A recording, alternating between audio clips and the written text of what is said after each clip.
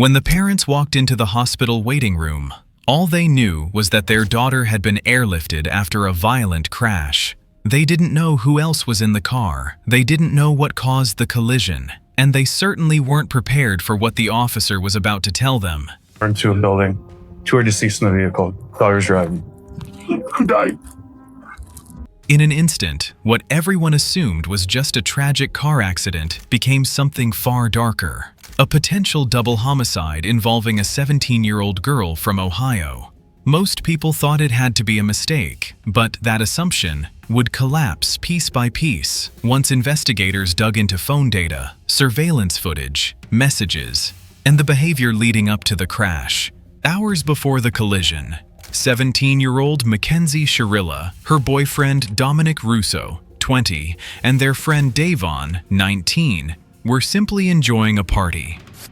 Mackenzie's 18th birthday was just 2 days away. The group was out celebrating, laughing, smoking, hanging out, as seen on surveillance footage. But friends later said something felt off. Mackenzie didn't seem like herself. She was experimenting with drugs, acting unlike the girl they thought they knew. Around 3:30 a.m., they left the party. They went to another friend's house, watched TV, and eventually decided to call it a night around 5 a.m. And this is where the first red flag appeared. Dominic normally drove, but this time, Mackenzie insisted on taking the wheel. When Davon asked for a ride home, Mackenzie refused at first, and only agreed after Dominic convinced her. A small moment, barely noticeable, but later, it would matter a lot. As they left, the car should have gone toward Devon's house. Instead, a CCTV camera caught the car turning onto Progress Drive, a dead-end industrial road that stops at a brick wall. Another camera recorded what followed: 30 miles per hour, 40, 60, then nearly 90 miles per hour. No brake lights, a sharp correction at the last second, and then a direct impact into the wall. The wreck wouldn't be found for 45 minutes. When officers arrived, Dominic and Davon were already gone. Mackenzie, the only one wearing a seatbelt, was still breathing.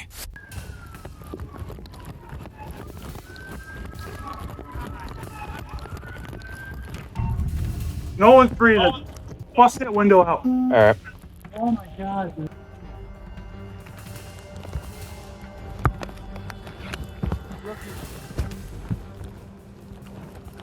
You got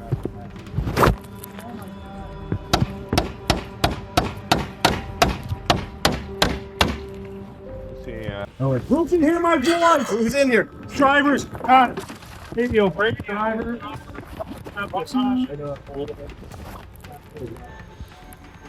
Oh shit, man. Hey! This is bad, guys.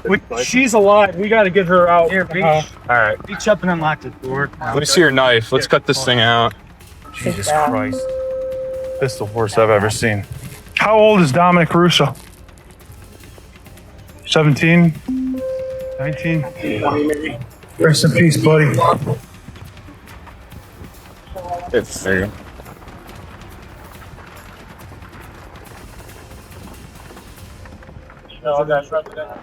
I don't feel anything. I don't feel a pulse. She's breathing. I saw her stomach. Her stomach's Oh, yeah. Yeah. We got 2 there, gone. Yeah. The officer arrived at the home of Dominic's mother, Christine, carrying an unimaginable task: to shatter her entire world with a single sentence. Deep breath. Christine, look at me. Take a deep breath. Yeah, just take a deep breath. Okay. Right now, all we know is that the driver, who was Mackenzie, is at Metro. Right. Okay. Hold on. Yeah, just stay seated, please. Take your time. Please, just relax. Take a deep breath. That's Take right. a deep breath. That's okay. You're good. Take your time. Take a deep breath. Okay. The other 2 passengers, like I said, was Davion and who we believe is Dominic. Okay. From what Mackenzie told us. Okay. Okay. Both Davion and Dominic are deceased. Oh God! Yeah. Oh God! Christine, Oh God! Sit down. Oh God! Just sit down. Oh my God! The initial crash report suggested extreme speed, no panic-breaking drug paraphernalia, a possible fainting condition. Officers leaned toward a horrible accident, not a crime. But as Mackenzie recovered, her behavior raised eyebrows. She didn't attend the funerals. She showed up at a Halloween party dressed as a corpse. She posted jokes, bragged about drugs, flashed stacks of cash, and went back to social media like nothing had happened. None of it proved intent. But Dominic's family sensed something was wrong. Dominic's family handed police a recording from his phone, filmed 10 days before the crash. It showed Mackenzie outside his door, furious, pounding, threatening. You broke up with me earlier. Because you are a little weak. You broke up with me earlier. You really broke up with me earlier. This is your last chance to open the door, or you are not coming out of this house all night, because I will not leave. You literally broke up with me earlier. Like what is the point you're trying to, like, you broke up with me, like, earlier. Like, what point No, are you trying to I say? didn't. Yes, you did. You said we're not together. You literally said that shit. Like, you literally broke up with me earlier. Like, what are you trying to make? Like, why would I just let you in my house if you break up with me? You're threatening to break my shit. No. Like, you're threatening to key my car, threatening to break the doors. I will key your car like, if you do not let me in the house. You're gonna key my car if I don't let If you don't let me in the house, yes. What the Yeah, I know, so just let me in the house. No, like, why can't you just be like calm at least for a second and I can feel comfortable letting you in the house? I am calm. I don't think you get to decide that with your weird Like, you literally trauma problems. You're literally threatening to key my car and what else are you threatening? Dom, I'm gonna give you one last chance to open the door. I'm gonna leave and do what I said I was gonna do. Open. Kenzie, look, let me go to dinner. No. You can let me go to dinner, then I can let you come over later. No, you're not, because I'm coming to dinner too. Why? You should have told me you wanted to come. You retard, she already put me on the reservation, so open the door, you dumb. Dom, if you do not open, you think I'm joking. Like, I'm dead. What do you mean? You know that's exactly what I mean. You don't even know exactly what I mean. You're gonna come open this door right now, or there's gonna be a serious problem. I can't. No, you can't keep making all these threats. I can't open the door. You can't keep kicking me out of a place that you say is my home. Kenzie, I didn't kick you out. You took all your dicks and said we were done. I did not say we are done. You can't keep making all these threats. Stop being a little. I can't let you in my house with how you're acting. Like, it's as simple as that. Or there's going to be a serious problem. The full 15-minute video was filled with yelling, manipulation, demands. Then came more evidence. Threatening text claims she told Dominic she would crash the car, an incident where she reportedly hit him while he was driving Dominic, calling relatives because he feared she'd cause a wreck. This wasn't teenage drama. This was a pattern. Investigators reopened the entire case. Police began conducting systematic interviews with everyone who had known Mackenzie, from former friends to ex-boyfriends. From these accounts, a clearer picture emerged of a girl who had been showing troubling psychological warning signs for months leading up to the crash. Describe the relationship. What was she like as your girlfriend? I mean, like, she's kind of just like how you would explain any girls, really, you know what I'm saying? Like, they're all over the place in some ways, and like, they don't know what they want. You say stuff like, I don't even get high anymore, stuff like that. Like, she was crazy. She's like mentally just not all there? I mean, yeah, I don't think she's just mentally all there. Like, I personally feel like she was trying to end that crash, and she failed on doing so, is what I feel like. And I feel like she had no regard for Davion. And I feel like they got in an argument, her and Dom, and she threatened to kill him. And was disrespectful to Dom in my eyes. Why did Dom put up with this? Do you know? I've personally been told that she did voodoo on him. I mean, I personally don't believe that, but she has told people that she's put a spell on him so that he couldn't break up with her. She would tell people that she had, like, grabbed a piece of his hair and that she had a doll in her room for Dom, and that she had literally put a spell on him. But she would tell everyone. Like, she truly believed in that kind of stuff. And she also uses the pendulum, I know too, to try to get answers. She tries to use it now to talk to Dom. When investigators asked Tyler directly whether he thought Mackenzie had the capacity to drive a car into a wall deliberately, his response was immediate and definitive. I feel like if she thinks that she can just drive the car into the wall and not feel nothing, you know, like 100 to the wall, I feel like the only reason she survived is because of how small she is. Like, I feel like she got insanely lucky, but at the same time, not lucky to have survived that because it's like she killed 2 people. That was what she was trying to do, but it's like I feel like that's what she was trying to do, was crash the car into the wall. There was an instance literally a couple days before the crash that she was hitting him on the highway while driving, and he had to pull his car over on the side of the highway, not in a very safe parking spot either. You mentioned that anytime Dom would kind of want to break up with her, she kind of would go crazy. Describe crazy, like what kind of crazy? Like, there is times where she called Dom and said, if you break up with me, I'm going to word for word. And that was just prior to the day before the actual crash. Dom tried to break up with her multiple times, even in July. They kept not like working out, whatever. They kept making back up. Mackenzie's known to be the kind of person that she's let us know she will never let go of Dom. And if she has to let go of Dom, she will not go on living herself. She's pretty much let that be known. When detectives decrypted her phone, the results were alarming. Reckless driving videos. She filmed herself speeding, smoking marijuana, letting go of the wheel, even crashing for fun. Photos with large amounts of cash. No real job. Messages offering paid meetups and explicit favors. And most critical, GPS history. In the days before the crash, she drove down the same dead-end road 7 different times. Investigators believed she was practicing the route. This wasn't an accident. This was planning. The car's event data recorder revealed accelerator 100% from start to impact, 0 braking. A violent steering input just before the crash. No mechanical problems, no malfunction. The car didn't fail. The driver made deliberate choices. 3 months later, shortly after Mackenzie turned 18, detectives arrived with an arrest warrant. Hi, Mackenzie. Step out for me. I'm Detective Jesus. I'm the one who's been investigating the crash. You're under arrest for aggravated murder ×2, okay? Nobody's gonna ask you any questions. Nobody's gonna bother you. Can I have your key, please? Could you please be careful taking this one off so it doesn't break the bracelet, please? You got it. You got it. Do you want my next? No. Thank you. You got it. Okay, just keep your hands right here.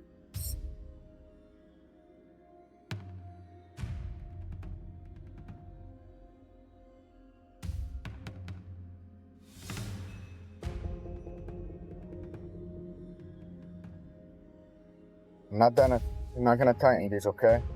I don't want to hurt you.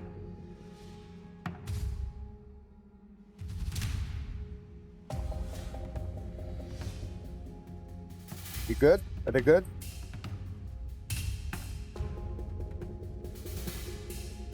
We're gonna get your head going in.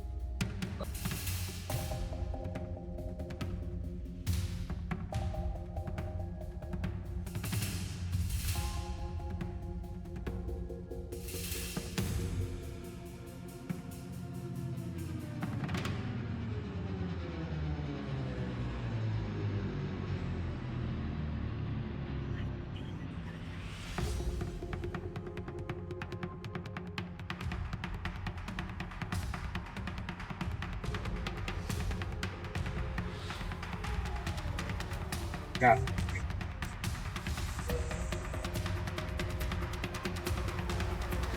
The collar's coming up. Disregard it.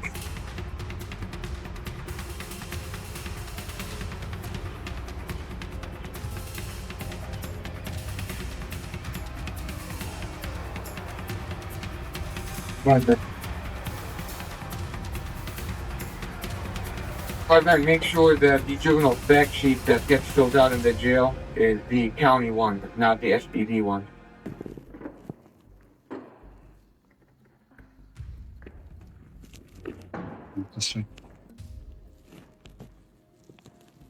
Stand right by that black net.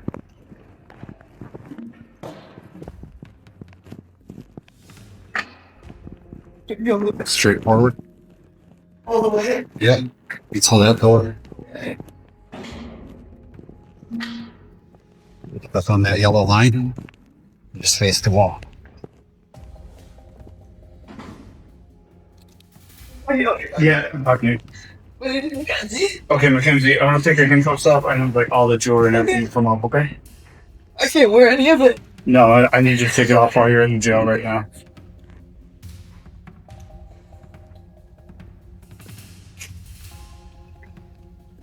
I can't wear these. Now, unfortunately, everything's going to come off right now once we know when the detective comes back and we know for sure what's going on. Everything's going to be bagged up here. It's not going anywhere.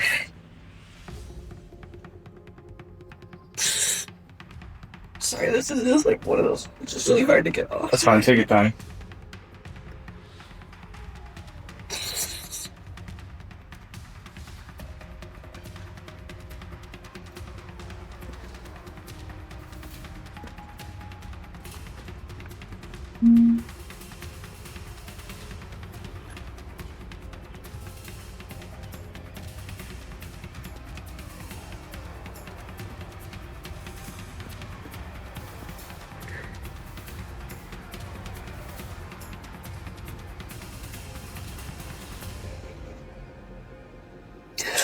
What are the green? Are those extensions clips, or you just I take can't those take out? them out. They're like in my like. They're like. Okay. Unless you have pliers, we can get them out. What about that? Sorry. I'm gonna hold up and see what. Because it's kind of weird. I don't know. Corvallis is back, I thought. Alright, Mackenzie, just pick it up against that wall to your right.